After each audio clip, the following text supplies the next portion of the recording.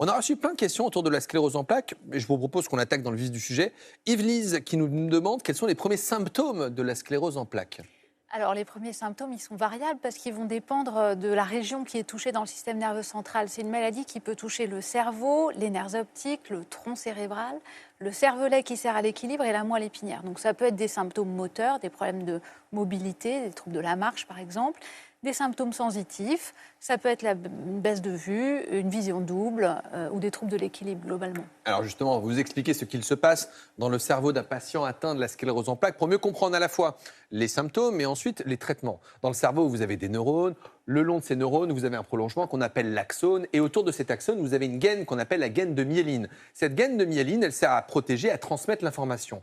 Dans la sclérose en plaques, vous avez une atteinte de la myéline à différents endroits du cerveau. Et en fonction de la localisation où la myéline va disparaître, eh bien, comme on vous l'a dit, vous pouvez avoir plein de signes différents. Des signes neurologiques, évidemment, avec une atteinte oculaire, puisque l'œil fait également quand même en partie du système nerveux, enfin, du cerveau. Vous pouvez avoir des troubles de l'équilibre, des troubles moteurs, des troubles sensitifs, mais plein d'autres symptômes associés dont on ne parle pas forcément, des troubles psychiques, des troubles cognitifs, de la fatigue, ralentissement, mais également des symptômes digestifs et même des troubles urinaires ou encore sexuels. Donc on se dit, mais on peut passer à côté du diagnostic assez longtemps, puisqu'on a Pascal qui nous dit pourquoi le délai de diagnostic est si long avant de savoir qu'on souffre de sclérose en plaques. Alors, ça dépend du mode évolutif de la maladie. On a la plupart des patients qui vont rentrer dans la maladie par ce qu'on appelle une poussée, c'est-à-dire des symptômes neurologiques qui vont s'installer en quelques jours. Et là, le diagnostic, il est en général relativement facile.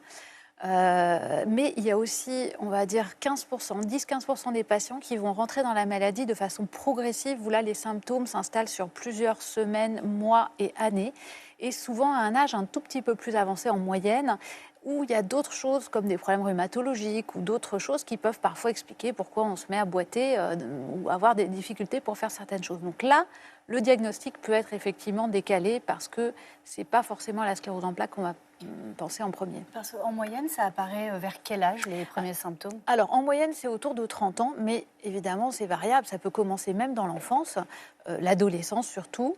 Et puis, ça peut aussi apparaître après 50 ans. Alors, nous, dans notre domaine, on définit les scléroses en plaques à début tardif à partir de 50 ans, mais on peut avoir effectivement un début de la maladie après 50 ans, voire même après 60 ans. Alors, on parle de maladie auto-immune, puisqu'on va s'attaquer à la myéline qui est autour de l'axone, mais on nous demande l'origine. Pourquoi on a de la sclérose en plaques ? Pourquoi tout d'un coup notre système il se met à s'attaquer à notre propre organisme ? Pourquoi du pourquoi ? Ça, c'est toujours une bonne question. Effectivement, on a des sortes de facteurs qui dérégulent relativement modestement quand même notre système immunitaire. Alors on en connaît certains de façon évidente qui sont la vitamine D, qui par exemple quand on a une carence en vitamine D, on a un plus fort risque, modeste quand même, mais un peu plus élevé de développer une sclérose en plaques que si on n'en a pas. On a d'autres facteurs qui sont connus comme certaines infections, le virus Epstein-Barr par exemple, mais que la mononucléose. Exactement, la mononucléose infectieuse, mais que probablement ici on a tous attrapé et donc on n'a pas forcément une sclérose en plaques. Loin de là, quand on a une mononucléose.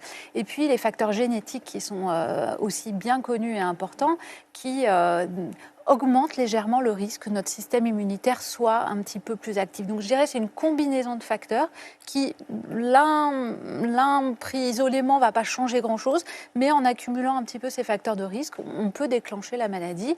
Et il y a une part d'aléatoire aussi qui fait qu'à un moment donné, le système s'emballe et peut-être qu'un autre jour, il ne se serait pas emballé.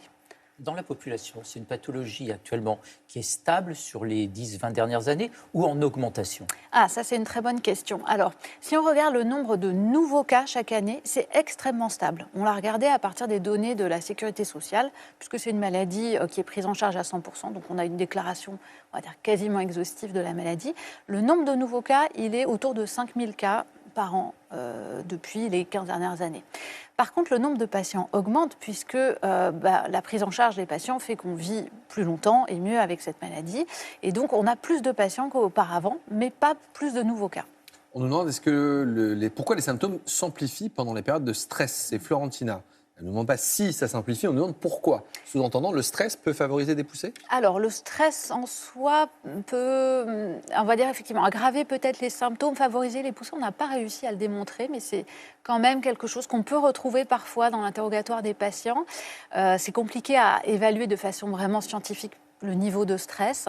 Par contre, ça, c'est pas très spécifique, mais quand on a un stress, on va ressentir de façon un peu générale tout un tas de petits symptômes, que ce soit des douleurs ou d'autres choses. Voilà, c'est pas spécifique. Pour ce qui est du diagnostic, on a les symptômes, il n'y a pas de marqueur sanguin, on fait des examens d'imagerie? Oui, exactement. C'est l'IRM cérébral et l'IRM de la moelle épinière qui apportent tous les éléments du diagnostic. On peut être amené à compléter, on le fait la plupart du temps par des examens biologiques, là ça va être la ponction lombaire, mais c'est plus pour éliminer d'autres diagnostics et voilà, pour chercher quelques marqueurs, mais l'IRM c'est vraiment l'examen de base. Vassia nous demande pourquoi la fatigue est si intense avec cette maladie. Alors, effectivement, la fatigue, c'est le symptôme cardinal de la sclérose en plaques. Limite, quand elle n'est pas là, je me remets en question, je me dis, je me suis trompée de diagnostic. Ah oui, c'est vraiment 100% quasiment des patients. Et le mot fatigue est peut-être même pas le bon mot. Je pense qu'il faudrait qu'on trouve un autre mot que le mot fatigue pour décrire cette chape de plomb qui pèse au quotidien sur le fonctionnement global. Pour dire à quel point c'est intense. Ah, ça c'est veut dire intense, que là, de l'épuisement. En tout cas, c'est pas endormant, parce que parfois on dit repose-toi, mais non, ça change rien. Les patients, ils se réveillent à nouveau et ils sont fatigués toujours. Et alors, s'il y a des troubles du sommeil en plus, évidemment, il faut les prendre en charge.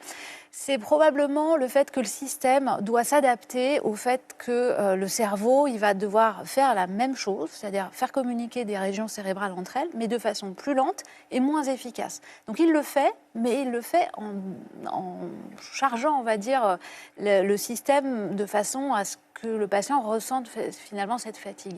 Et ce n'est pas le repos, on voit bien, qui va aider forcément.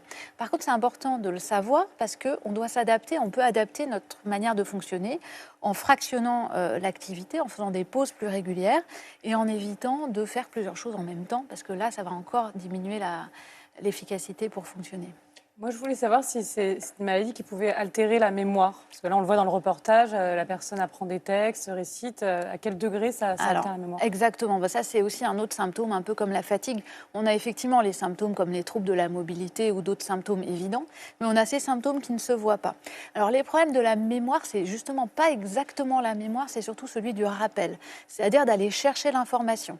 Mais si on laisse le temps au patient, dans la grande majorité des cas, suffisamment de temps pour apprendre, eh bien, la mémorisation elle-même va se faire. Par contre, pour aller chercher l'information, il va falloir indicer ou trouver des indices pour aller la chercher. Donc, une fois qu'on a compris ces stratégies, on arrive à mieux fonctionner avec. L'autre chose, vraiment, je le disais juste à l'instant, c'est vraiment de ne pas faire deux choses en même temps et donc de ne pas être plusieurs à parler en même temps à un patient ou alors d'avoir le mail qui pop, par exemple, de façon impromptue. L'attention va tout de suite...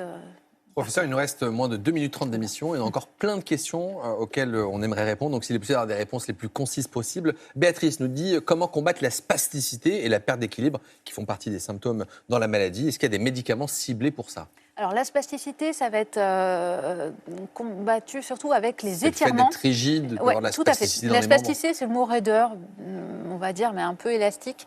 Ça va être surtout la mobilisation avec les étirements qu'il faut faire auprès de son kiné et soi-même surtout.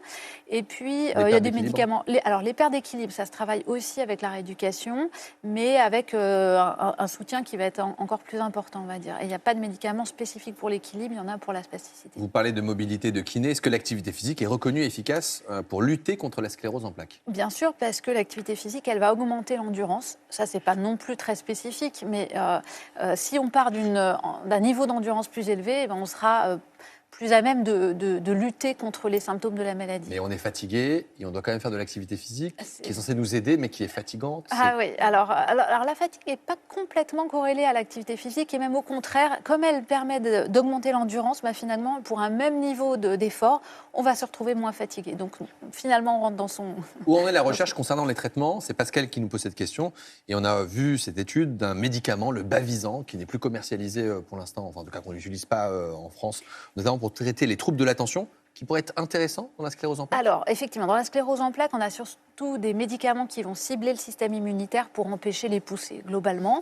Et donc, c'est bien parce que moins on a d'attaques, moins on aura à réparer. Mais effectivement, à l'heure actuelle, on n'a pas de médicaments qui permettent de réparer le système nerveux, que ce soit la gaine de myéline, comme vous montriez en jaune, ou les axones.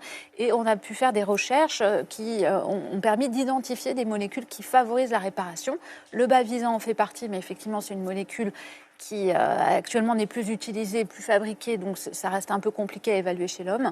Mais d'autres molécules de la même classe vont être très probablement testées, on l'espère, dans les prochains mois ou années. Quand on dit tester, c'est que pour l'instant, c'est que dans des modèles animaux, on n'est pas chez l'homme. Alors, pour le bavizan, oui, mais pour les essais cliniques, c'est une classe de molécules qu'on connaît et qui est connue. C'est un antagoniste des récepteurs de l'histamine, donc voilà, et donc ça bouge quand même la recherche en matière de sclérose en plaques. Alors, en tout cas, on est très porté sur la question et effectivement, on travaille beaucoup sur la prévention du handicap en permettant de réparer le plus tôt possible pour empêcher les dommages du système nerveux.